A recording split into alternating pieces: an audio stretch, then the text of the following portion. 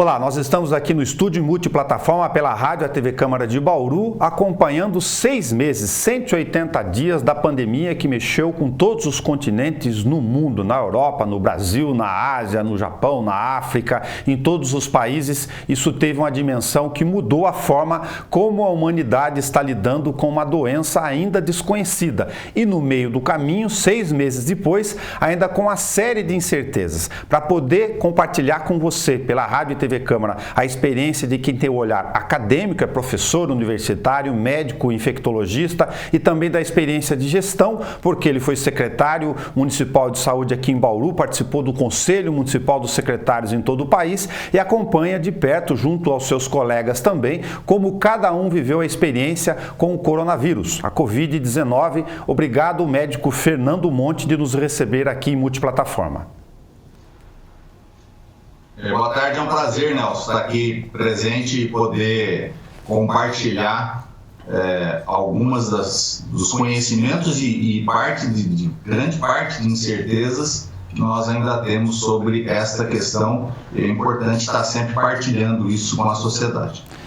O que dá para a gente comentar? Vamos compartimentar em algumas frentes aqui, sobre o olhar do gestor, olhar sobre a doença, olhar médico, de pesquisa também, sobre, primeiro, o aspecto de como a gente lidou com isso do ponto de vista de ferramenta de gestão pública. Por exemplo, lá em março, em 20 de março, para quem não se recorda do decreto emergencial aqui de Bauru, começaram a aparecer os primeiros casos, a gente ficava se perguntando, bom, quando a doença efetivamente vai tomar corpo, ter presença comunitária e quando virá o tal do pico. Depois a gente ficou sabendo, agora 180 dias depois, que isso chegou muito mais tarde no interior e nós teríamos começado muito cedo. Tá certo esse raciocínio? Como a gente olha para esse espectro 6 meses depois?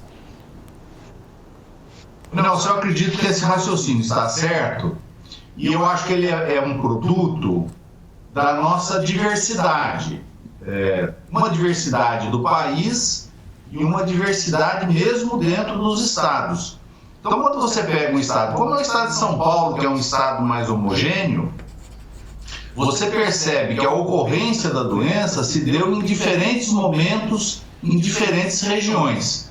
Então, estas singularidades, eu acho que não se previa este grau de singularidades no início do processo. De qualquer maneira, o que é possível a gente saber hoje é que a doença ela começou nos grandes centros, especialmente os centros que estavam ligados às viagens internacionais, aeroportos que eram aeroportos internacionais, então trazendo a doença para dentro do país. Então, esses centros irradiaram para outros grandes centros e que depois irradiaram para o interior, indo das cidades maiores para as cidades menores. Então, essa foi a trajetória da ocorrência dos casos. E eu imagino que ninguém sabia que ia ser nessa velocidade e que ia ter este gradiente de transmissão que nós tivemos. A gente ficou esperando o pico,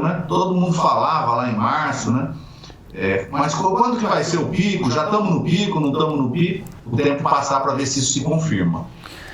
Fernando, se a gente não tinha capacidade de testagem, até porque com essas todas surpresas, isso também naquele período era muito mais caro do que agora, a questão de mercado aí em relação aos testes, vamos objetivamente falar sobre as ferramentas que os vários secretários municipais de todos os lugares que estão nos acompanhando tiveram ou não em mãos.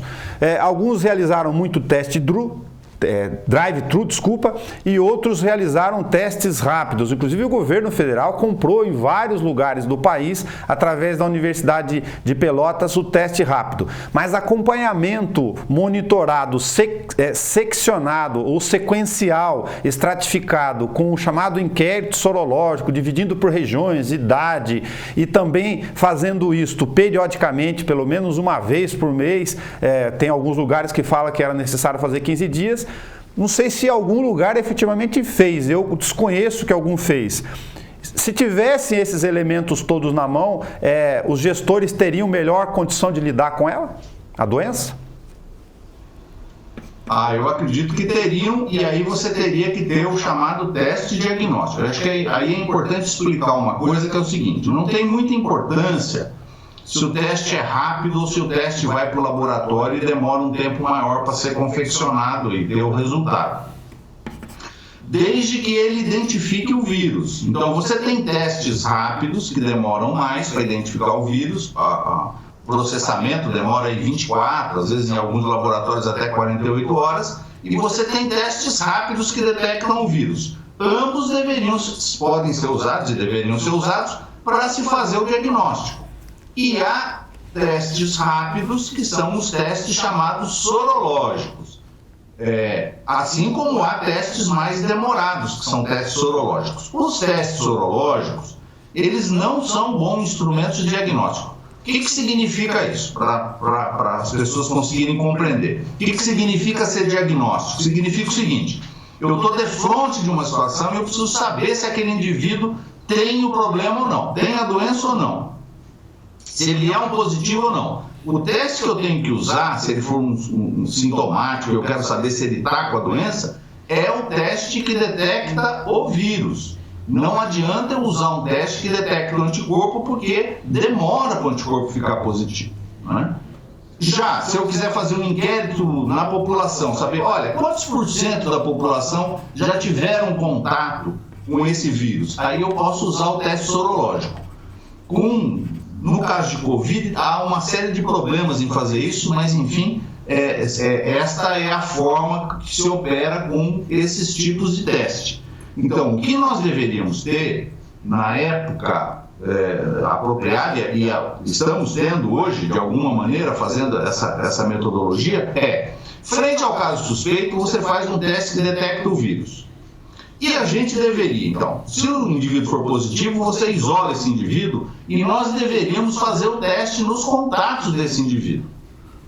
5, 6, esse número não é um número preciso. 10 contatos, aí depende um pouco de várias outras condicionantes. E aí você vai mapeando as pessoas que são positivas e vai isolando as pessoas que são positivas. Esta seria uma maneira de controlar a doença, né? Entendi. A Coreia usou esse tipo de processamento para fazer o controle. É um controle que envolve meios digitais e tudo mais. Então, em relação à testagem, é isso. No começo foi difícil mesmo, Nelson. Você tem toda a razão. Não foi culpa de ninguém, nenhum governante, nenhum dirigente, nenhuma autoridade de saúde. Não tinha teste para todo mundo, os testes estavam sendo feitos, era uma dificuldade no mercado comprar os testes, ninguém sabia o padrão que nós chamamos de acurácia, que é a capacidade que o teste tem em dar resultados positivos ou negativos quando as pessoas têm ou não o problema. Então a gente não tinha nada disso, então foi difícil fazer o controle.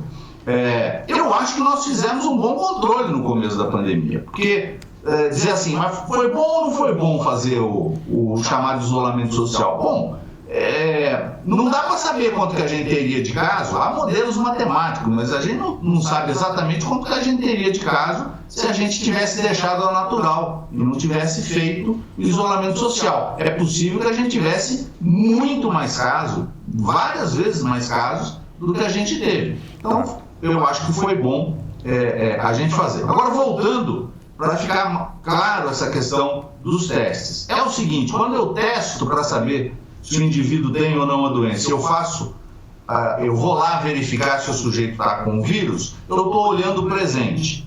Quando eu faço o teste sorológico, para saber que percentual da população já teve o problema, eu estou olhando para o passado. Então, nós estamos num momento em que é muito mais importante eu saber o que está acontecendo no presente do que eu verificar se está acontecendo no passado.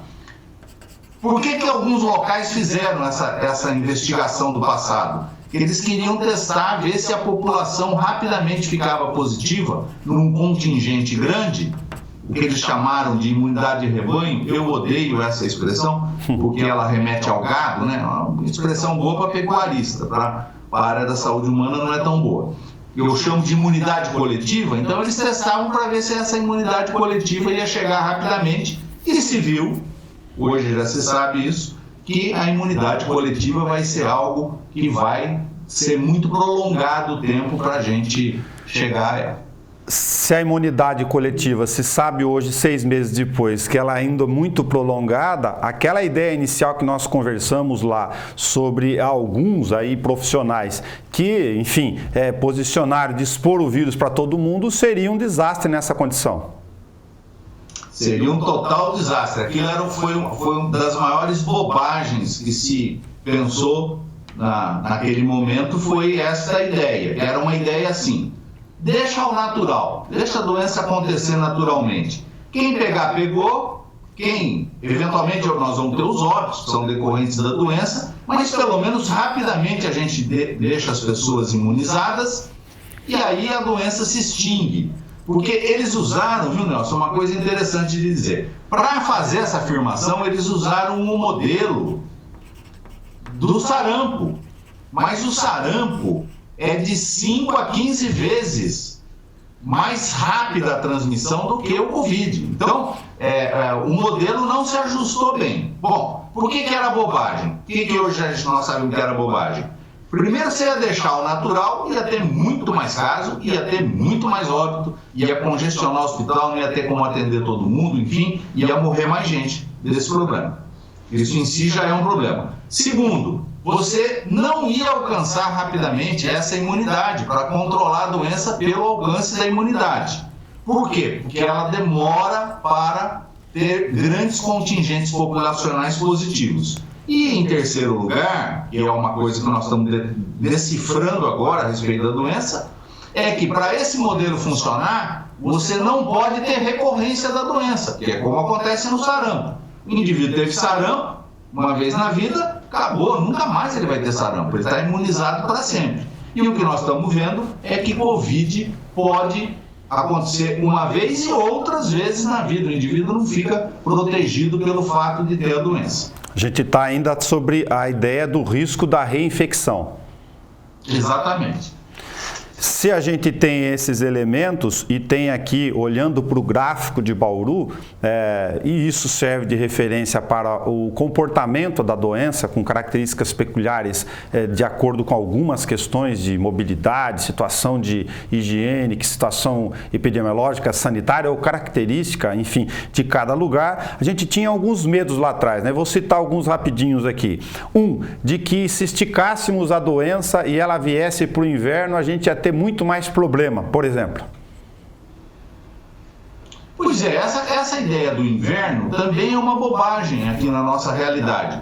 Talvez não seja tão bobagem nos locais do país onde você tem as estações do ano mais marcadas. Por exemplo, no sul do país, você pega Rio Grande do Sul, Santa Catarina, uma parte do Paraná, o inverno é mais inverno, é um inverno mais marcado. As estações do ano são mais nítidas.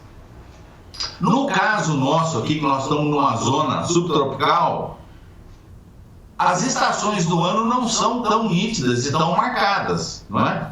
Você tem períodos do inverno que você tem mais de 25 graus de temperatura ambiente e tudo mais.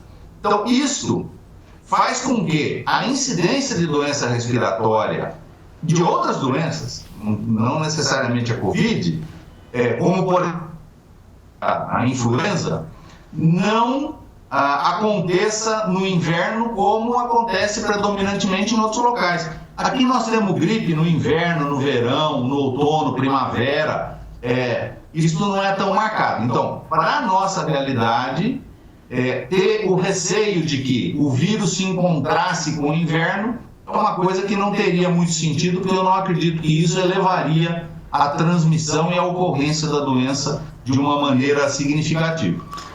Fernando, a gente tem aqui um formato do gráfico básico para a doença que eles falam do formato do sino, né? Estou fazendo com a mão aqui. Você começa em um determinado ponto, tem o chamado platô, ela estica, fica em casos elevados e desce. Aqui em Bauru, as autoridades de saúde, os técnicos estavam comentando aqui que eles não esperavam, por exemplo, que o nosso sino fosse ficar em planície, sustentando casos elevados durante tanto tempo. Não sei se isso aconteceu também em outros lugares, mas essa situação fugiu um pouco do que a gente se viu em outros lugares. Isso para você também é normal?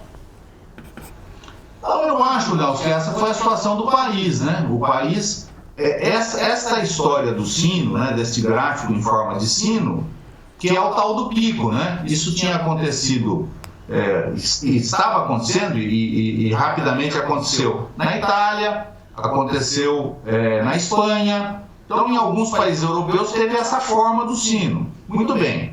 No Brasil não teve essa forma. Assim como nos Estados Unidos também não teve a forma, como não está tendo no México e possivelmente não vai ter na Índia. Então é assim, isso gera uma pergunta, uma questão de pesquisa, que vai ter que ser estudada ainda. Quando os países são mais populosos e têm maior território, são países maiores, será que isso faz a doença ficar mais prolongada ou são outros fatores que contribuem nisso? Será que é a nossa distribuição de idades na população? Enfim, isso vai ter que ser estudado ainda. Então, Bauru seguiu e está seguindo, continua seguindo, mais ou menos a orientação de gráfico de ocorrência que teve o Brasil e que teve o estado de São Paulo, né? Eu acompanho os dados de Bauru praticamente diariamente. Nós agora estamos numa transição entre a tendência crescente e a tendência levemente decrescente nos últimos dias, aí, né? Então, a gente ficou num platô durante muito tempo. O Brasil também. As pessoas certamente se lembrarão, ligava lá a televisão, todo dia se falava a mesma coisa, né? Olha, 1.000 mortes, 980, 1020, 1030, 928. Então, oscilou em torno deste número durante muito tempo, muitos dias, né? Sinal de que nós entramos nesse quadro de doença e de mortalidade e dele não saímos, ficamos nessa planície. Agora, eu queria comentar uma coisa importante. Eu tenho acompanhado o Covid em vários locais do mundo. Nós estamos tendo um fenômeno neste momento na Espanha, que eu acho que é um fenômeno que nós temos que olhar com bastante cuidado, né, e bastante atenção, já que eu acho que é importante a gente aprender com o que acontece com os outros, né, e vai acontecer antes da gente. Está tendo um aumento do número de casos nesses países que tiveram o gráfico com essa forma de sino. Voltou a aumentar o número de casos, parece que numa proporção maior do que eles tiveram no começo do ano. Então, a pergunta é a seguinte: será que este sino vai se repetir nesses países europeus? Porque se isso for verdade, pode ser que a gente saia dessa planície, desça da planície, fique um tempo na parte mais baixa e volte a subir para outra planície ou para um morro, um sino, novamente, entendeu? Então, isso tudo não tem como dizer. Nós vamos precisar esperar o tempo passar para ver qual vai ser o comportamento. Isso que eu estou dizendo aqui é o que está acontecendo neste momento, diferente, as curvas são diferentes nos Estados Unidos e na Europa, mas é uma coisa que está acontecendo nos Estados Unidos. Os Estados Unidos subiu, teve um certo declínio, depois desse declínio ficou num certo platô, numa certa planície e voltou a aumentar agora nas últimas semanas a quantidade de casos. Então, para a gente não ficar com a ideia, do jeito que a gente teve a ideia lá em março, que olha, isso aqui vai acontecer, vai aumentar o número de casos e depois vai cair, para a gente não ficar com a ideia de que a hora que cair dessa planície é porque o problema está sendo superado, porque pode cair dessa planície e voltar a aumentar depois, e eu acho que nós vamos conviver durante muito tempo com essa questão do SARS-CoV-2, que é o vírus que causa a Covid-19.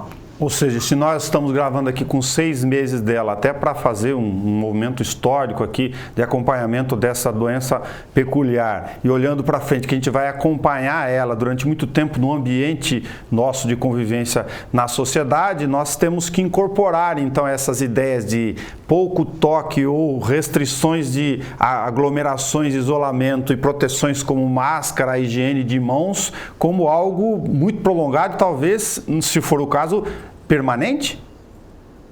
talvez permanente. Permanente eu acho que talvez seja bastante exagerado dizer, mas por muito tempo. Tá.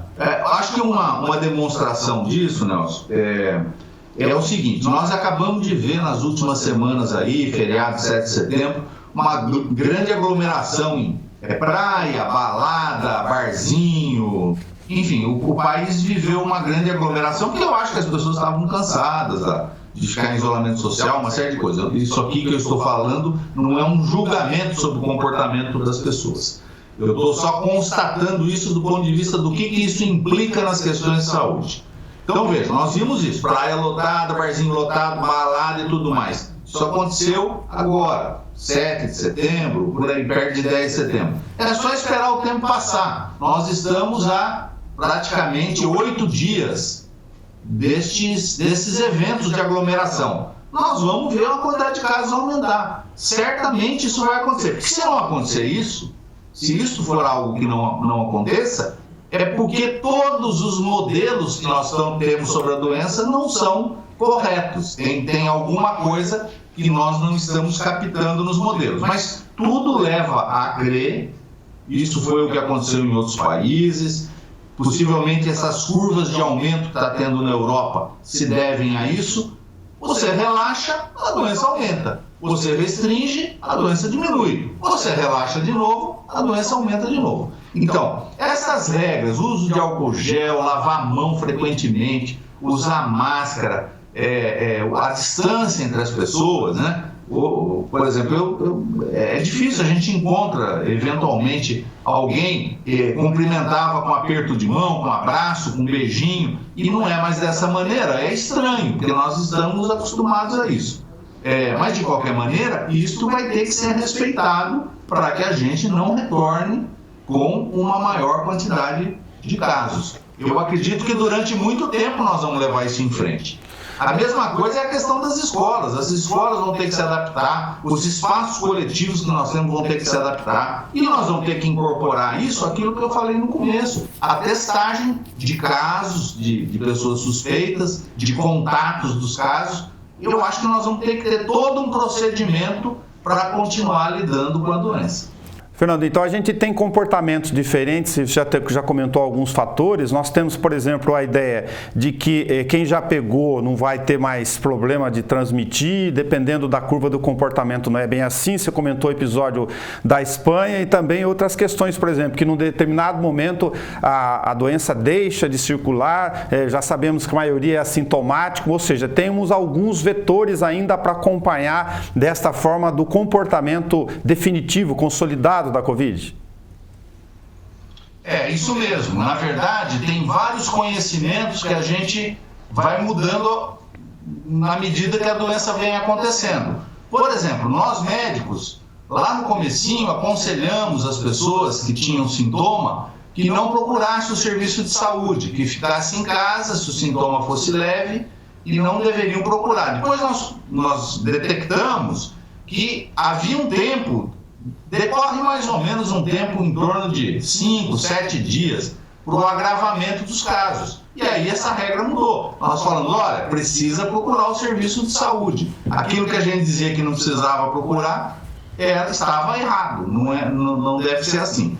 A outra coisa que a gente sabe hoje de um conhecimento que era diferente de antes, lá atrás a gente trabalhou com uma ideia assim: bom, as pessoas que são assintomáticas transmitem pouco a doença. Então, como você tem um predomínio de criança e adulto jovem assintomático, acho que não tem muito problema essas pessoas irem para a escola, porque elas são, do ponto de vista potencial, transmissores pobres. Isso não é verdade. O que está se vendo hoje é que são potentes transmissores, mesmo que não manifestem a doença, não é? Então, tudo isso vai fazendo a gente lidar de uma maneira diferente. A mesma questão se pode pegar outras vezes ou não. A ideia era assim: olha, tudo bem, pode ser até que possa pegar, mas em geral, por algum tempo a pessoa fica imunizada. Baseando no exemplo de outros coronavírus que a gente já conhecia.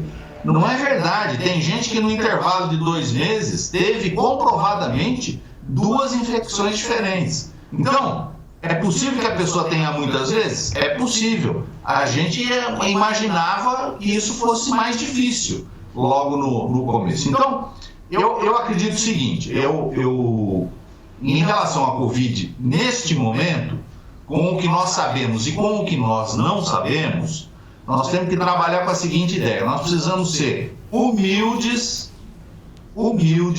reconhecer que o grau de certeza do que a gente tem em uma série de campos é insuficiente ainda, e nós temos que aprender a lidar com a incerteza. Então, é incerto? Bom, se é incerto, não vamos sair afirmando coisas sobre aquilo que nós não temos certeza. Então, vamos adotar aquilo que você estava dizendo, que você vai ter que adotar máscara e essas medidas para sempre, né? Talvez a gente tenha que, por muito tempo, continuar adotando isso até que a gente decifre, né, todos os aspectos que estão envolvidos com essa doença. Fernando, basicamente as autoridades de saúde no Brasil e em boa parte dos outros lugares usou como um parâmetro inicial, agora falando sobre a gestão pública, de que precisava conter a doença, isolamento social, que agora já não se fala mais, 6 meses depois, mas era um fenômeno importantíssimo, identificado todo dia no noticiário. Eles repetiam, para que a gente, olha, tem que ter pelo menos 60%, senão a doença, tudo bem. A gente entende hoje que era uma tentativa com o que se tinha na mão, né, sem querer ser injusto aqui, de tentar fazer com que as pessoas se convencessem do esforço de ficar em casa, e em certa dose nós fizemos, e você disse que ajudou a quebrar essa regra um pouco. Agora, o referencial que a gente tem, ainda neste momento, é de que, se a gente vai conviver muito tempo com a doença, de que os gestores públicos vão ter que conviver com estruturas de saúde, já que tem que ter isolamento para ação ali sanitária e médica por um bom tempo, quanto o número vai depender desses dados, e de que também nós temos vários meses aqui em Bauru, por exemplo, com o hospital de referência, hospital estadual, para a gente falar assim da nossa questão, falava-se que 75% era saturação, a partir dali já era complicado. Nós convivemos até esses dias, agora no início de setembro, sempre acima de 90%, ou seja, saturado tecnicamente, usando uma linguagem deles o tempo inteiro, do ponto de vista de lotação de UTI, ou seja, ficamos na margem de risco ali por meses, não é só semanas não. Sim, é verdade. Nós temos um problema crônico, né, Nelson, que é pouco admitido, filtrado e não admitido assim explicitamente, mas nós temos um grave problema de atenção hospitalar na cidade de Bauru. Grave. Nós temos uma quantidade de leitos, seja de leitos gerais, seja de leitos de UTI, menor do que a gente precisa. Nós precisamos de mais leitos. Isso já há bastante tempo, não é?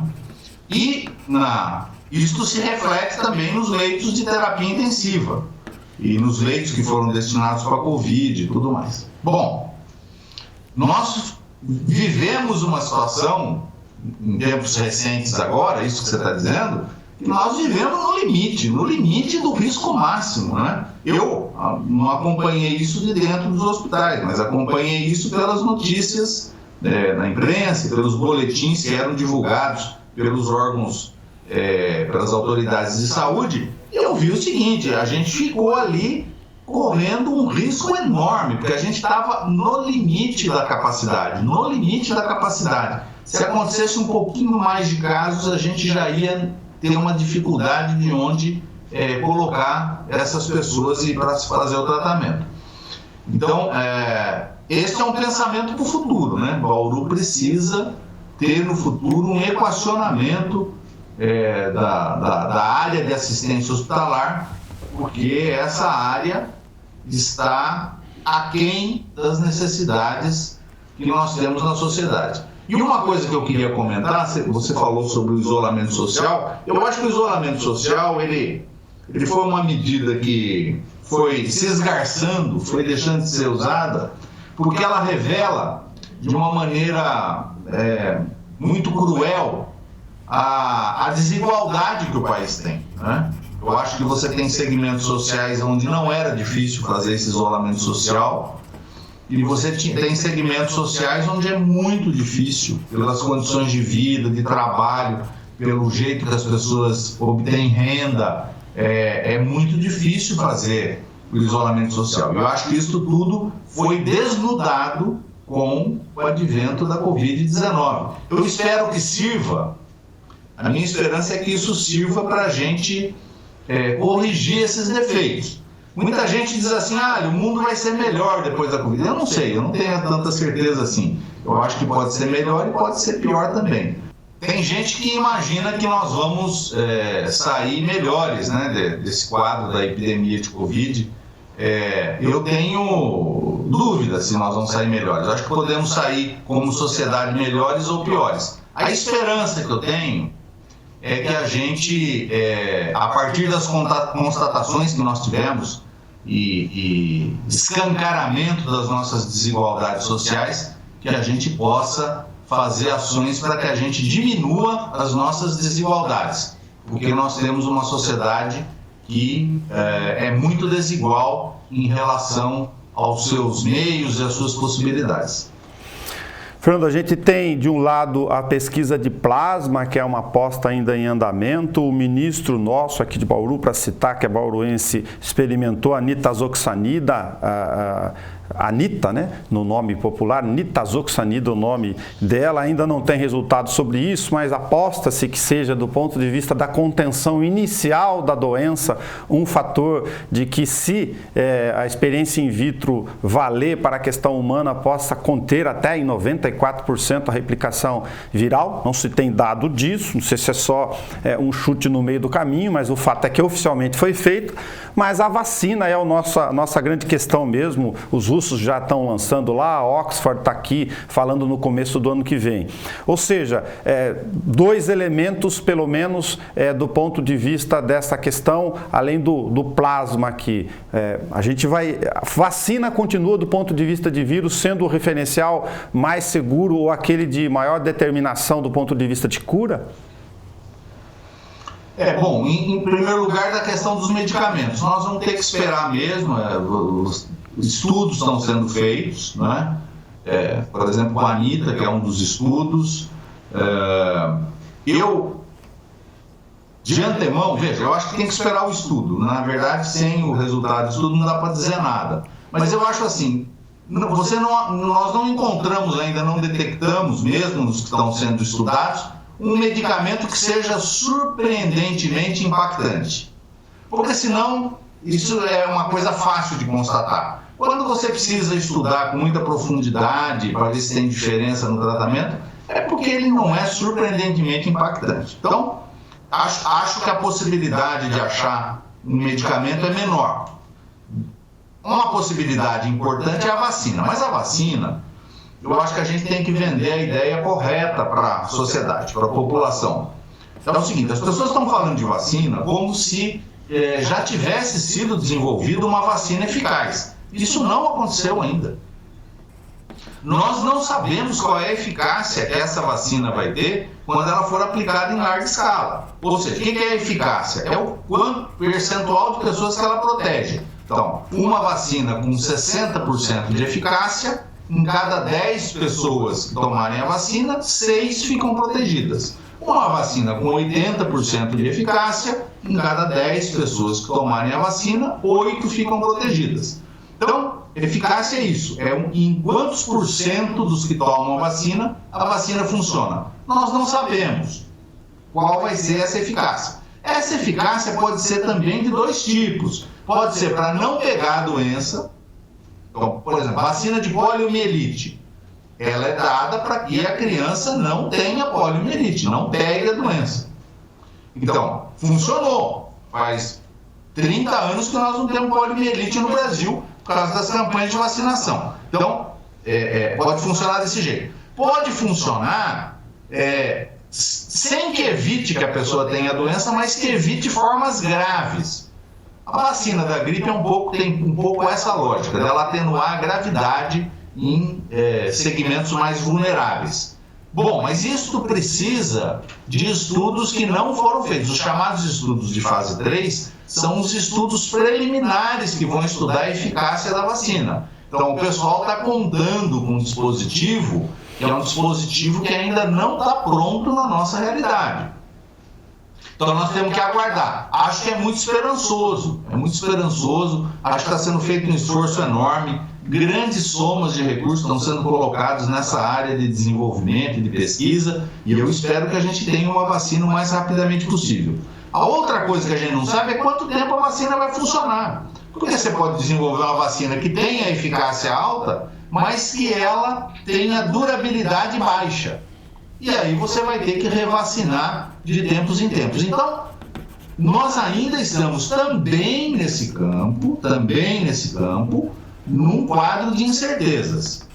A vacina, Nelson, nós temos que dizer aqui com todas as letras, tem sido usada politicamente, todo mundo dizendo, não, mas vai ter vacina até o final do ano. Não vai ter.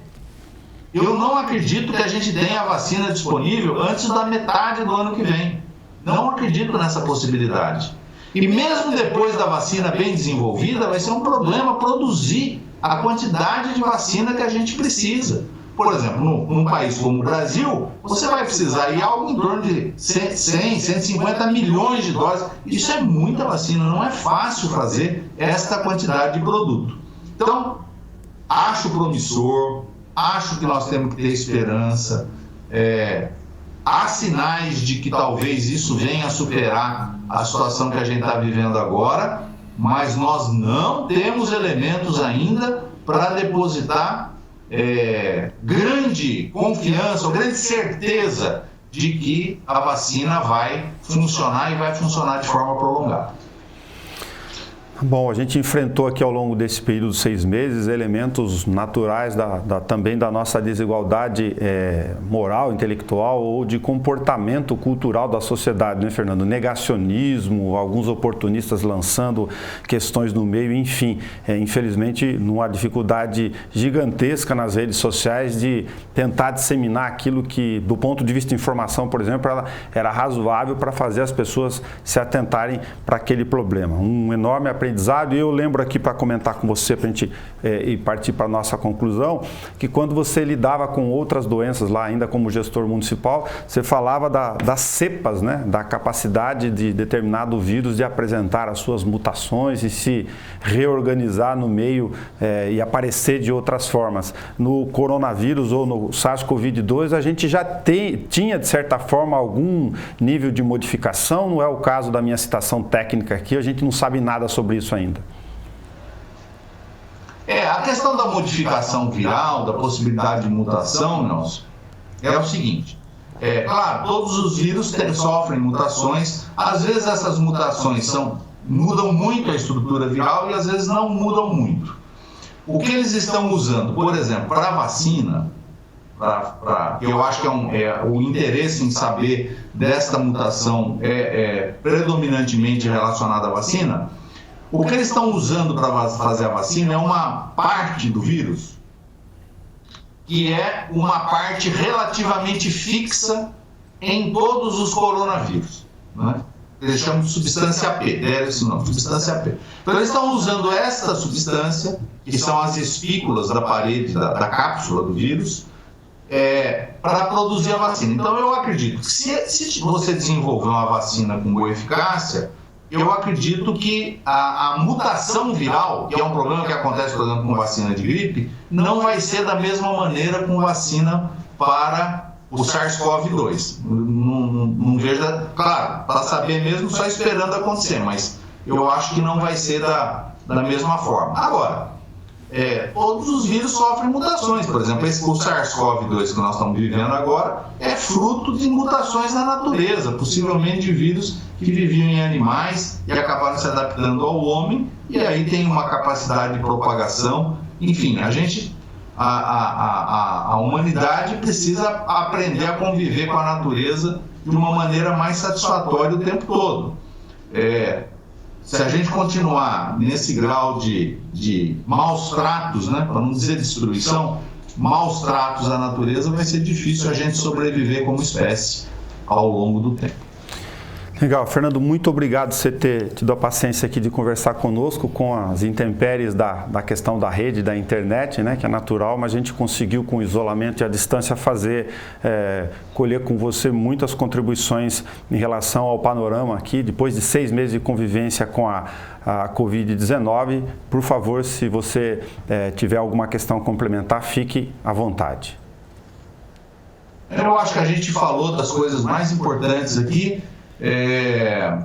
Uma satisfação tá presente aqui e a respeito da internet, desses novos meios digitais, nós também estamos em curva de aprendizado, né? Também tem que ter humildade com relação a isso, porque cai a conexão, acontece uma série de fenômenos que atrapalham que a gente faça isso da maneira mais satisfatória possível. Mas eu acho que nós apresentamos uma adaptação grande a esse novo momento.